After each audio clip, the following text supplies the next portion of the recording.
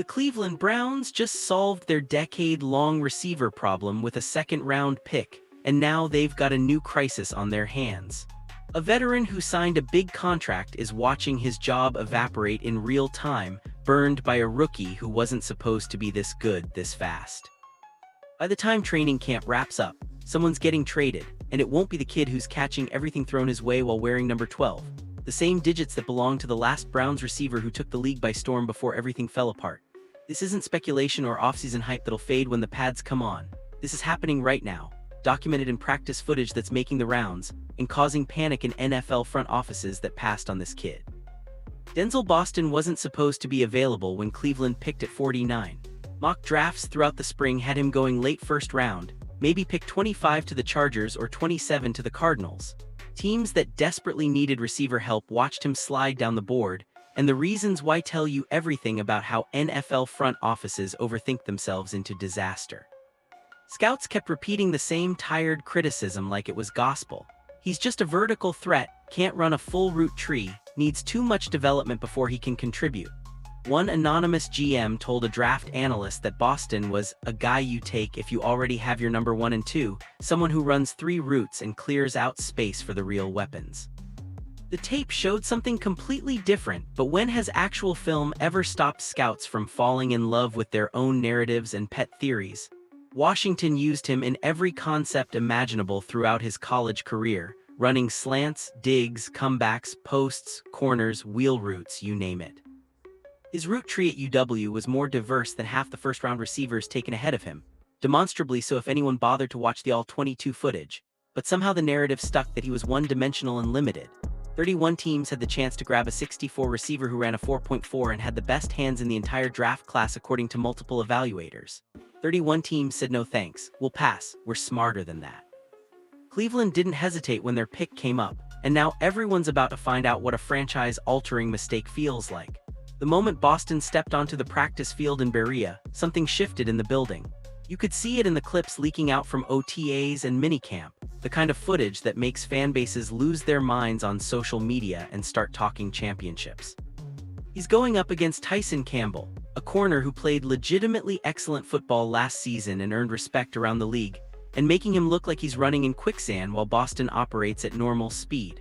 We're talking about a rookie, in his first professional practices, torching a starting caliber NFL defensive back without breaking a sweat or even looking challenged. One play shows Boston running a simple go route, the most basic concept in football, and Campbell's in perfect position with inside leverage and help over the top. And the ball gets thrown anyway because the catch radius is so absurd that perfect coverage doesn't actually matter. Boston reaches up with full extension, snatches it one-handed like he's plucking an apple off a tree, and keeps running like he's collecting groceries on a Sunday afternoon. Another rep has him sitting down a curl route with footwork so clean it looks like he's been in the system for 3 years, not 3 weeks. The separation he creates on the comeback is immediate and violent, head fake, plant, explosion back to the quarterback before the defender can even react. Campbell doesn't even get his head around because the route is already over by the time he processes what happened. These aren't fluky highlights against third-string defenders in garbage time of practice when the coaches aren't watching. This is their starting corner getting worked repeatedly, consistently, methodically by a second-round pick who supposedly couldn't run routes and needed years of development. Every coach who gets asked about the receiver room keeps circling back to the same name, even when they're trying not to. They'll mention KC Conception being a first-round talent who can create separation with his speed and shake. They'll talk up Isaiah Bond's growth in his second year and his potential as a deep threat. But then the conversation always slides back to Boston like gravity pulling them there. One coach called him quarterback-friendly because of how big a target he presents, which sounds like boring coach speak until you actually watch the film and understand what it means in practice. Deshaun Watson, or whoever ends up taking snaps this year, is going to have margin for error they haven't had in Cleveland in forever, maybe ever. You can throw the ball high, low, inside, outside, behind him even, and Boston's catch radius turns mediocre throws into completions and bad throws into contested catches. His hands are legitimately insane, not just on the deep shots everyone expected based on his college highlights, but on the intermediate stuff where receivers usually show their flaws and limitations. Slants over the middle in traffic with linebackers looking to separate soul from body, catching it clean with strong hands. Back shoulder fades in tight coverage with the corner draped all over him. tracking it like he's got GPS in his helmet and adjusting midair. The drops that plagued other rookies during spring work and made coaches question their evaluation just aren't showing up on his tape at all. Meanwhile, there's another receiver on this roster who's had drop issues his entire career, a problem that's followed him from Denver to Cleveland, and watching these two side by side in practice is starting to create some uncomfortable questions in the facility that nobody wants to ask out loud yet. Jerry Jeudy signed with Cleveland expecting to be the unquestioned number one option, the guy who'd finally get consistent quarterback play and put up the numbers his talent deserved after years of dysfunction. Training camp is revealing a different reality that nobody saw coming this fast. While Jeudy runs his routes and makes his catches and does everything you'd expect from a veteran receiver, Boston is doing things that Jeudy physically cannot do, creating problems that Jeudy's skill set doesn't solve and never will. The size difference alone creates a hierarchy that no amount of route running nuance or veteran savvy can overcome. When the Browns need a third down conversion and the defense knows it's coming, who's presenting the bigger target with the better chance of winning contested catches?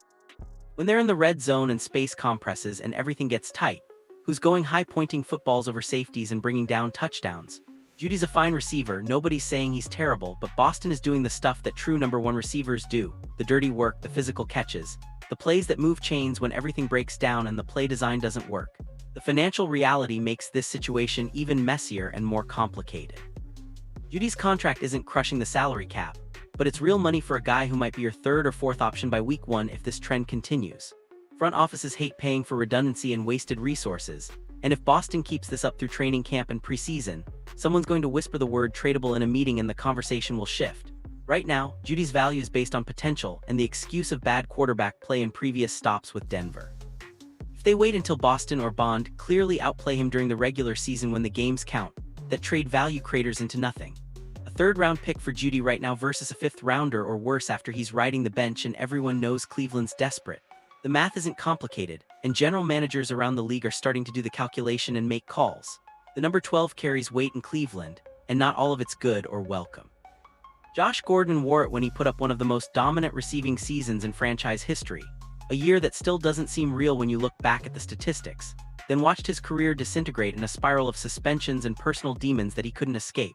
Gordon was 63, ran like a gazelle despite his size, and had the same kind of catch radius that made him unguardable when he was right mentally and physically. For one glorious season, he was the best receiver in football, putting up video game numbers with terrible quarterback play, and then he wasn't, and then he was gone, and then he became a cautionary tale. Boston's got the same build, the same number stitched on his jersey, and he's generating the same type of early hype that surrounded Gordon when he broke out and took the league by storm. Fans who lived through the Gordon era are feeling that familiar tingle of excitement mixed with existential dread, the knowledge that Cleveland doesn't get to have nice things without some cosmic price attached eventually. The difference, if there is one and we're not just fooling ourselves, comes down to background and character makeup. Boston's college career was stable and drama-free. His off-field reports are clean with no red flags anywhere, and everyone who's talked about him mentions the same old soul mentality, just shows up and works without drama or social media nonsense. Gordon's red flags were flashing bright before the Browns drafted him in the supplemental draft, and they drafted him anyway because the talent was too tempting to pass up. Boston doesn't have those flags, at least not yet and hopefully never, but the parallel exists and Browns fans can't help but see it every time he makes a catch. The jersey number feels like either a blessing that'll bring glory or a curse that'll bring heartbreak, and we won't know which until we're already too deep into turn back. Something's happening with Washington receivers lately, and NFL teams are starting to notice too late to do anything about it. Jackson Smith-Njigba went in the first round and immediately produced for Seattle as a rookie. Rome Odins just got drafted top 10 by Chicago with massive expectations. Now Boston's making everyone look foolish for waiting until pick 49 to take him seriously. The common thread isn't coincidence or luck, it's development and scheme at the college level.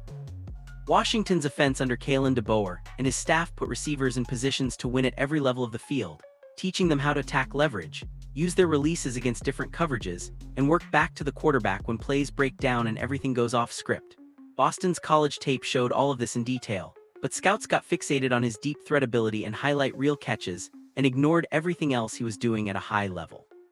He ran option routes against zone coverage, reading safeties post-snap and finding soft spots in real time.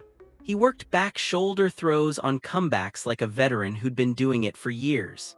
His release package off the line was varied enough to beat press coverage and off coverage equally well. The can't-run routes criticism never made sense if you actually watched the All-22 film from his Washington games instead of just the broadcast copy. But draft season narratives take on a life of their own once they start. By the time the talking heads repeated it enough on TV and podcasts, it became accepted fact in draft circles, and teams that should have known better started believing it without doing their own homework. Now he's in Cleveland running the exact same route concepts he ran in college, executing them at a high level immediately without any adjustment period, and everyone's shocked like this came out of nowhere. The only surprising thing is that anyone's surprised at all. Cleveland has whiffed on receiver picks so many times over the past decade that even listing them all feels exhausting and depressing. Corey Coleman went 15th overall in 2016 and was out of the league entirely by 2019. Antonio Callaway had talent but came with baggage that proved accurate and derailed everything. Rashard Higgins had moments and made some plays but never became the guy they needed. David Bell was supposed to be a safe pick who could play right away and contribute, and he's barely seen the field in meaningful situations. The Browns have spent premium draft capital and big free agent money trying to fix the receiver position, and it's failed over and over, creating a crater of wasted resources and missed opportunities that set the franchise back. The organizational approach to scouting the position seemed fundamentally broken, prioritizing the wrong traits and missing on evaluation basics that other teams got right. Something shifted in the front office's process recently, though the specifics aren't public and nobody's talking. Maybe they changed who has final say on receiver picks. Maybe they adjusted what they value in the profile. Maybe they hired someone who actually knows what they're doing. Whatever happened behind the scenes, Boston feels different from the previous misses in every way. He's producing immediately against good competition in practice. He's showing the traits that actually matter for NFL success: hand size, ball skills, route savvy, competitiveness. The coaching staff trusts him enough to put him with the ones during competitive periods when they're installing real plays. If this pick hits, it doesn't just give them a receiver, it validates that they fixed whatever was broken in their evaluation process. If it misses, it's another name on a very long list of failures at the position, and heads will roll in the front office. The offensive Rookie of the Year race is going to be crowded with talented players, but Boston's got a legitimate path if things break right and he stays healthy. Marvin Harrison Jr. is the favorite coming out of the draft, a top 5 pick with a famous last name going to a team that'll feed him targets immediately. Caleb Williams and Jaden Daniels will get hype as quarterbacks on struggling teams with big media markets pushing their narratives. But Boston has something most rookies don't get in their first year: immediate opportunity as a number 1 receiver on a team that needs to throw the football to compete. Cleveland's running a quarterback competition between Deshaun Watson trying to prove he's still that guy after everything that's happened, and potentially a rookie in Shedeur Sanders if the Watson situation implodes completely. Either way, they're going to be airing it out more than people expect, and Boston's going to be the primary target on most passing plays. The offense is built around tempo and spacing now under Kevin Stefanski's evolved scheme, which means more plays per game and more chances for Boston to rack up volume stats. If he posts something like 75 catches for 1,100 yards and 8 touchdowns as a rookie, he's firmly in the conversation for hardware. Those numbers aren't outrageous or unrealistic for a receiver getting 8-10 targets a game on a team that'll be playing from behind sometimes, and slinging it in competitive games where they can't just run the ball. Harrison will get his stats too playing for Arizona, but Boston's going to have the narrative of being a second-round steal who outperformed his draft position by a mile. Voters love that story, the undervalued guy proving everyone wrong and making scouts look stupid. The Josh Gordon comparisons will help and hurt, drawing attention while also creating pressure and expectations. But if Boston handles it mentally, the award's absolutely within reach. Cleveland just did something they haven't managed in years, maybe decades if we're being honest. They found a receiver who can win at all 3 levels of the field, who has the size to be a true X-receiver that defenses have to account for, and who's already better than veterans on the roster making real money. Boston's emergence solves the immediate problem of not having a legitimate number 1 receiver, but it creates the secondary problem of what to do with Jerry Jeudy, a guy who looked like the solution 4 months ago and now looks like a luxury they can't afford to keep on the roster. By the time the regular season kicks off in September, someone's going to be wearing a different uniform, and it won't be the 64 rookie who's catching everything in sight. The Browns haven't had a 1,000-yard receiver since Jarvis Landry in 2019, haven't had a true field-stretching threat since Gordon's flameout, and haven't had real hope at the position since forever if we're being completely honest about this franchise's history. Boston changes the calculus on offense completely and fundamentally. defenses that want to stack the box against Nick Chubb, and the run game now have to respect the vertical threat on the outside. Safeties can't cheat down into the box because Boston will run past them and go get it deep. Corners can't play off because he'll sit down routes and create easy completions underneath. The spacing he creates opens up things for Conception, Bond, and the rest of the receiving core in ways they haven't had before. Even the tight ends benefit when defenses have to dedicate attention and resources to stopping the big receiver outside. One pick, one player, ripple effects across the entire offensive structure and game planning. The pressure's going to be massive though, and that's the part nobody wants to talk about yet while everything's sunshine and roses. Boston's going to hear the Josh Gordon comparisons every single week from media and fans. Fans are going to project expectations onto him that no rookie should have to carry alone. The first time he drops a pass or has a quiet game where he doesn't show up on the stat sheet, the discourse will be insufferable, filled with people saying they knew he was overhyped, that the Browns whiffed again like always, that nothing ever changes in Cleveland. He's going to face number 1 corners from week 1, getting the opponent's best coverage and the safety help over the top that comes with it. There won't be a veteran ahead of him taking the hard matchups while he develops at his own pace. He is the hard matchup, and defenses will scheme specifically to take him away and force other people to beat them.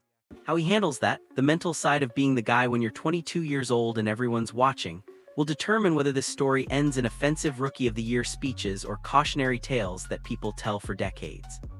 The talent's obvious, everyone can see that on tape, but talent alone doesn't carry you through a 17-game season in the NFL when defenses adjust.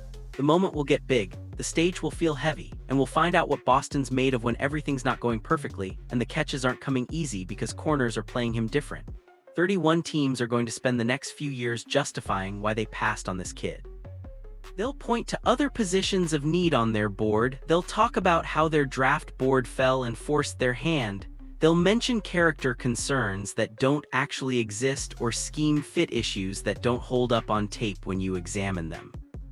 And none of it will matter at all, because Cleveland's going to be lining up with a receiver who should have gone in the first round, who's already better than half the guys picked ahead of him, and who's about to make a lot of general managers look really, really stupid for years to come.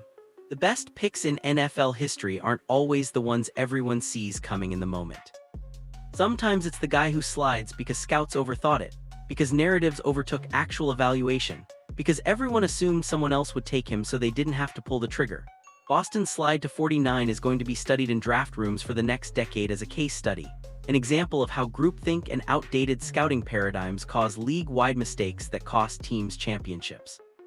And when he's catching touchdowns in January while teams that needed receivers are making excuses about their process, Cleveland will finally have an answer to a question that's plagued them for 15 years.